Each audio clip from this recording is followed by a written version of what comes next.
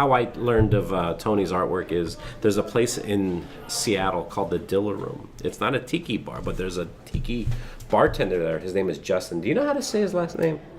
I want to say it's Wolslaw, but is that what it is? I don't know if that's 100% it's correct. I'm sorry, Polish, Justin. Russian. Anyway, but this guy, he makes some of the best tiki drinks I've ever had, pretty much across the country. And he presents this menu that you can order the drinks off of. And this menu is beautiful. And there's like paintings of the different drinks. And there's a wrap around of like just all kind of like tiki stuff. It's Tony's artwork. Yeah. And I'm like, oh my God, this is so beautiful. And then you actually created their glasses. That's correct, yeah. Which I own a set too. I did that was my very first glass, was the Dilla Room glass. And that was pretty much all through Justin. Yeah, how did your relationship with Justin start? So, I'd done some illustrations and paintings for Rumba, another rum bar in Seattle, and hold on a second. Yeah, I know. So shut the fuck up! Shut up! Your bullshit meeting means nothing to me. What was that? Like, they're watching a game? No, they're having some kind of stupid thing. Have you ever heard of a guy named Chip Kidd? Yes, I know exactly who Chip Kidd is. He's a book designer. He's done tons and tons of books, but he did the original Jurassic Park logo. Yeah, he's a fantastic designer. I'm from Pennsylvania. Mm-hmm. I went to Penn State. Okay. And I was in a band with a guy who went to Penn State. Okay.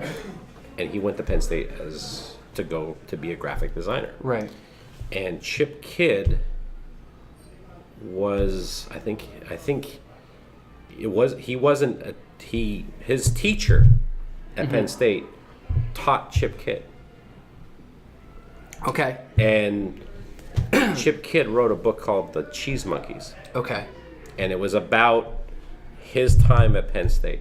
Really? And he's talking about how, and in the book he talks about how this teacher kind of gave the blueprints of like how to do graphic design. Right. Because it's exactly what you said. When it comes to graphic design, it's one thing to create a piece of art and you'd be like, wow, doesn't that look beautiful? Yes, right. It does, and that's it. Right. But with graphic design, there's a purpose. Right. Maybe you're trying to sell something. Right. Well, let's say if you're in advertising or something like that. And I read that book. Mm-hmm. And not knowing anything about graphic design or anything like that, I just loved it. Yeah. Because at the beginning of each chapter, it gives you like a little lesson. Mm-hmm. Like, for example, like if someone looks at something, like a picture, a painting, words, they look left to right. Right. Right. So if you want something to be important, you want to have it go left. So it's about tracking how the eye travels across the page, and it's like, and you can use those. The neat thing is you can use those same tools in illustration. You can use it in painting. You can use it in any kind of visual kind of medium. But so I'm actually really happy that I learned the tools that I have to be a designer, because I think that's made me. It's given me better tools as an illustrator as well. So one of the assignments that this teacher had is he got all the kids on a school bus, right? Mm-hmm. And they took them out to the middle of nowhere. Right. And they gave each student a piece of paper. Right. Like a piece of cardboard and a marker. Right. And said, all right, you got to get back. So you're gonna hitchhike. So what are you gonna? That's beautiful. So what are you gonna say on your message? Wow. That will make someone stop. I love the stakes. I love the stakes in that, where it's like, guess what? You're not going home unless this resonates with your audience, which is coming up the road one car at a time. I think about how the internet is. Right. And clickbait. Right. Right. What kind of a headline do you need to write that'll make someone click on it? Right. It's always asking a question. It's always preying on your fears. It's always like, you won't believe what this is. You won't believe how good this The thing I is. love about about Chip Kid. Like he has a book about his book covers. Mm-hmm. I don't know if you've seen that. I have not seen it, but yeah, that does not surprise me. And well, you know his art. And yes. It's just like because everything he does. At first blush, you're like, "What is this?" Right. But then when you understand what the book is about, and you see the illustrations and what he used to design it, you're like, "Oh my God, this guy's a genius." This is one of those things. This is one of those things where I think like really great art does this, like really great design does it. Like it makes you pause and ask a question. What would be your opinion of like the 70s or like the 80s? Because there's a definite look. Totally. There's a definite feel. There's a definite... Right. I think every era is going to have something that's unique and interesting. And when it comes... And a lot of times you don't recognize it until it comes back around again. It's like right now, like with women's fashion, like 90s is kind of coming back around again. Is it really? It is. How so? So like apparently... The 90s. Like... The 90s. So apparently like darker lipstick. Okay.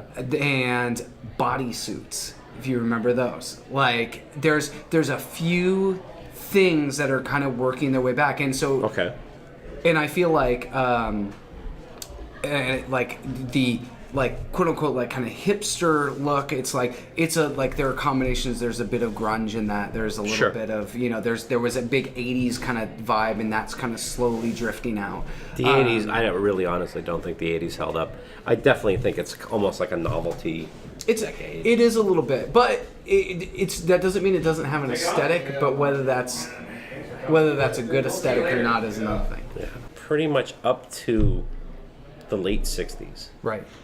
Any decade.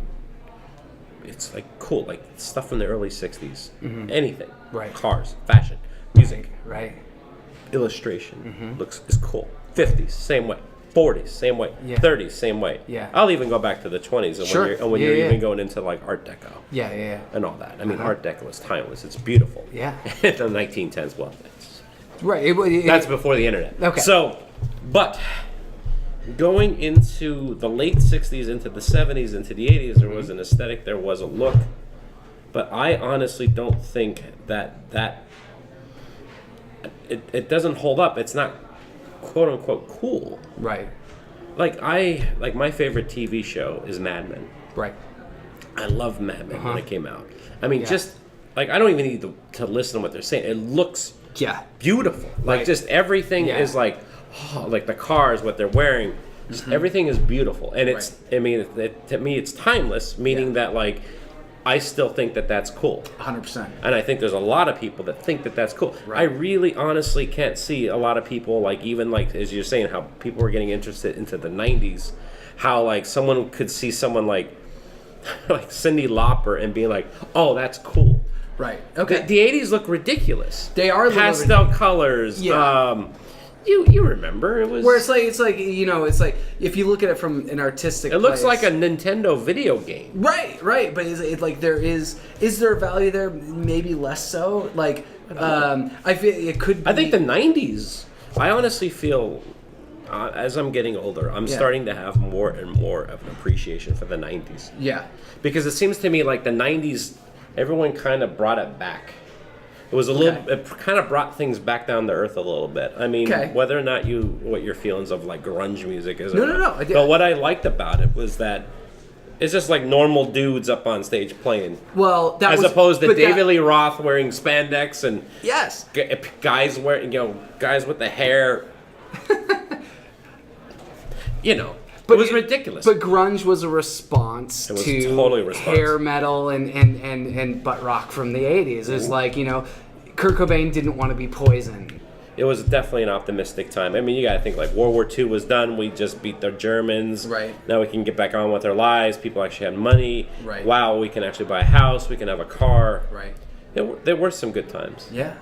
And there was like technology was going to move us forward and save us. And, and... Do you think it did?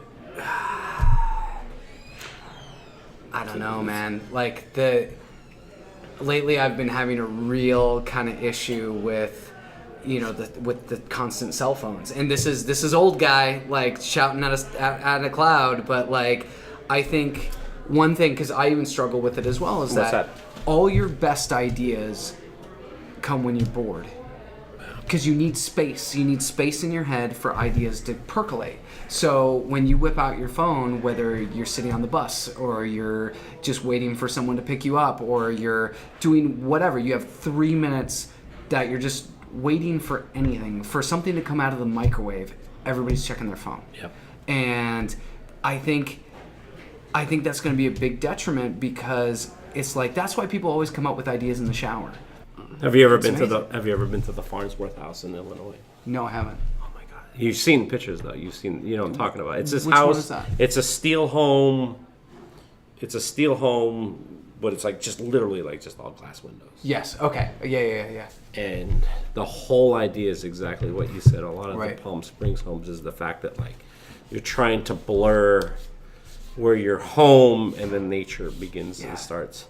Palm Springs mid-century, it's like, get out, because you have all this amazing style. You have the butterfly roofs, like all of these things, and then it's like it's glass, and we're gonna have a few of the boulders that are outside in the desert, but they're gonna continue inside the house and stuff like that. I remember when I went to Palm Springs for the first time, like when I started to really get into mid-century modern architecture. And you think you know what it is, you know? Right. You're like, oh, okay, so it's like one house, like one floor, Right. flat roof. Yeah, that's mid-century, right? Right. And then you go to Palm Springs, and it's like, no, this is mid-century modern architecture. You're like, oh, I get it. Yeah. And all of those things, like they thought about all the materials that went into it and like how that would like help the transition. It's like you're using steel structure, so all of a sudden it's like you can do these big spans with no walls, and you just do glass. You're doing terrazzo floors to kind of keep it nice and cool, but like really sexy. You know, it's like so many cool things that are happening, and all it is good amount of thought put into it. There's no reason why you can't build a mid-century house like today. I've always wondered why companies won't necessarily do that. Why can't I get a 57 Chevy that has air conditioning? You know what I mean? Like, why can't I get... It's like the design plans are there. I understand. It's like, you know, we want crumple zones. We want to save pedestrians and everything like that. We can't put a big steel spike in the center of the steering wheel like they did in the Cadillacs. You know, it's like, you don't want that. I get it. But there are these certain aesthetic values, and they're doing this somewhat with the muscle cars now and everything. But those aesthetic values, why can't we bring those and just keep doing that? I'll answer that. I have an answer. So... Okay, I like small cars. Okay. I've always liked small cars. Okay. Like I had a Rabbit GTI, Volkswagen Rabbit GTI. Okay. You know, little hot hatch. You know, pocket rocket kind of car. I always loved smaller cars. Okay. I've always loved like the Mini, like the Yes, original Mini. Mini. Yeah. Like I've always been fast. Which are crazy small when you actually like get in one out. They're tiny. Yeah. You know, and then like even the Fiat. You know? Right. So you have all these small cars. Yeah. And what I love about them is that they're small, they're tight. Mm-hmm. Usually you feel the road more. Right. And they're easy to park. Yes. So when the Mini started to make cars again. Yes. Or whatever it is. And Fiat started to make their new cars. Fiat right? 500 and all that. Yeah. So you have these small cars and you're like, great, awesome. Right. What happens is then they start writing down all the specs. Right. Trunk space. Well, you only get this much space. Right. Back rooms. You know, all these things, all these specifications. Mm-hmm. Tiny. Right. And what happens is when people are buying cars, they're shopping for cars. Right. They're like, all right, well, I'm looking for a car, but look at this one has the most. This has the most trunk space. Right. This one has the most best gas mileage. Just has this. Right. And all of a sudden, like, well, why would I buy it? Because most people don't see, oh, that car looks amazing, I want to buy it. Right. They're just comparing it to like other cars that they're potentially going to buy. Okay. So they're looking at the stats. That's a very legitimate argument. So that's why that's probably true. So that's why you start seeing Mini making a bigger car. Right. Fiat's making a bigger car. Right. A lot of these minivans are almost the size of almost like a full-size van because Right. they're just trying to like it's like, oh, I want 2 extra inches of trunk space. I want that, rather than just going like, hey, I don't need it. You know, I think the reason why you're talking about homes and stuff like that is that I want to buy a house, but I want to buy it cheaply. right. And I'm sure, like, when you go house shopping, you know, Right. you have your Sure. here's the houses that we can afford Right. in our price range, and you go and you look at them, Right. and you're like, oh, honey, well, this one has a garage, and this one Right. has. Right. Look at the size of this living room. Look at, Right. and it all comes down to the specifications more than. But isn't this a cool house? One of the things that makes me crazy is like we end up kind of talking about kind of home design, but it makes me crazy when people paint wood paneling. And this goes on What? This goes on a tiki tip, right? Why would you paint wood paneling? Okay, and we're not talking like composite wood paneling like in the 70s, where it's like everybody had it in their rec room, you know, and everything like that, right? That's my bedroom, actually. Okay, so it's And like, it's still there. If you go home to my house where I grew up, my bedroom Right. is unchanged since I graduated. there's probably a stuffed mallard duck somewhere in there, you know. It's like it's gonna be a little rustic, right? Not that. blue and brown shag carpeting. Right. So we're Suspended ceiling. oh my god, yes. Suspended ceiling. It's like you're gonna have like there's probably Because that's a good idea. oh my gosh, there's we need the acoustic ceiling tiles and we need a fireplace at one end that has never been used. Dude, listen. So like Yeah. so how it would be is with the suspended ceiling is you'd have this grid Right, made out of metal, or Right. like not metal, like aluminum. aluminum. Yeah, And then you'd have these styrofoam pieces sure. that would be in it, right? I did grow up in the 80s. I And do then, know and then good what suspended would, ceiling. so what would happen? It was like anytime like a door would open, all the them would go up. Right. You get that lift and then it comes down and it's like, why is this here? And I remember I got to a point where I thought like the house was haunted because it'd be like in the middle of the night and you'd hear like them all kind of like go up and go down. Like is Right. someone going into a door or something? Right. So, okay, so not that wood paneling. Away from the suspended ceiling. But, like, if you look at Eichler homes and you look at a lot of stuff from the 50s and 60s, you'd have this, like, Luan wood paneling. It was this beautiful lacquer. And they did say at some point, I think they called them, like, 10-minute houses or something like that, that if it caught fire, like, the whole house would go in 10 minutes or less. I think that might have been part of the problem. But, Oh my god. so the homes that still have this, what people do, you will see this on the internet all the time, and I just Yeah. right to the moon. Like, it's just they will say, we want to brighten up the room, so we're going to paint it all white. And they paint the wood paneling white, and it's terrible because wood paneling adds all this beautiful warmth to. This is the same reason why I think tiki bars are surrounded with, like, why you have bamboo and thatch and all of these things. It's like it adds this sense of texture and warmth. Yeah. And it doesn't close in the space as long as you kind of have enough light and good feelings in there. Like good feelings. What? No, it creates a good feeling. If you have enough light and you have like enough kind of like. I'm not even sure what else like how the room is organized. I think is going to dictate that more than the wood paneling. So people will whitewash the wood paneling, and it's just like all of a sudden it just deadens everything in the room, and there's no way to save it after.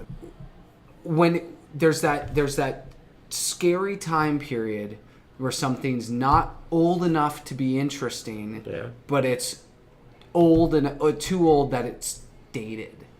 And it's, this room is dated. We're gonna pull all this stuff out. And I think that I think the 60s was the last time where like craftsmanship was like a real core value in almost anything that was made. I think you're right. And so with all of those things, we're all of a sudden like, why are those cars so interesting? It's like, oh, it's craftsmanship. Like, you know, why are the clothes? Why are all of a sudden it's because people were paying attention at the time. And then after that, it's gold lame and, you know, who knows what, and disco music. And it's like, there's not as much craftsmanship. No, not at all. Yeah. I think the 70s were a very telling time, and Right. I think the 80s were an extension of that. Sure. I was talking to someone, and they were saying about how they were talking to someone where someone made a comment about like, why is this like mid-century modern? But a lot of this mid-century modern furniture isn't very comfortable. Like you'd have these couches, and Right. there'd be like a low back and Right. Hard kind of because you want these certain lines. yeah, and you're Right. like, well, you know, why, what's up with that? You know, Right. why is that? And they were saying is like, well, back in like the mid-century, like your living room was kind of like a formal living room. Right. So say your living room is where you'd have like your cocktail parties. Right. So you'd have these women with their dresses with the girdles on, and they'd be literally sitting like how they would be, you know. Yes. Just, It's so they're not sitting there lounging out. right. I'm not laying to watch a movie. on Yeah, the I mean, couch. fast forward to like now, Right. it's exactly what you said. I am literally laying on my couch watching something. Of course. So the furniture changed to dictate what people are actually doing on that furniture. I think what epitomizes that is back in the day, you might have your dad out mowing the lawn Yeah. in a shirt and tie. You know, it's like that. It's like if you can mow the lawn in a shirt and tie, what are you wearing to a cocktail party? You're gonna be dressed up. You're gonna be wearing a suit. You're gonna. I definitely feel that people paid a lot more attention to their image than Sure. they do now. Absolutely. One of my favorite photos I've seen. There's a photo of Dita Von Teese shopping. I don't know where it is, but obviously, like, she's a modern burlesque performer. It's recent. It's within the last 10 years. And it says, Dita Von Teese wearing vintage Chanel shopping.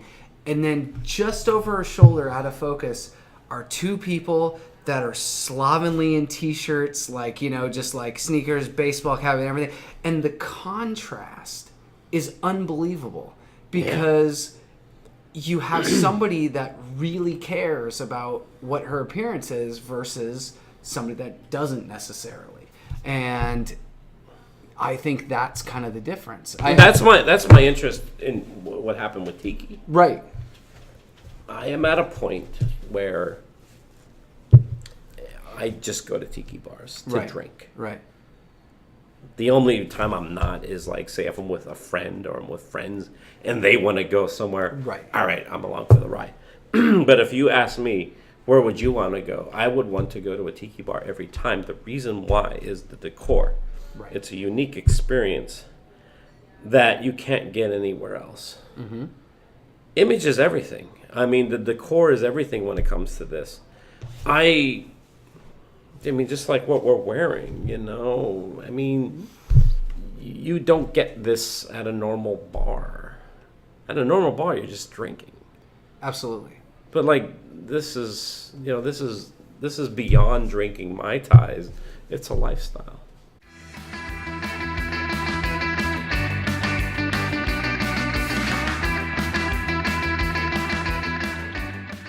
Like your art has that much timelessness to it. Oh, thank you. Yeah, it's incredible. I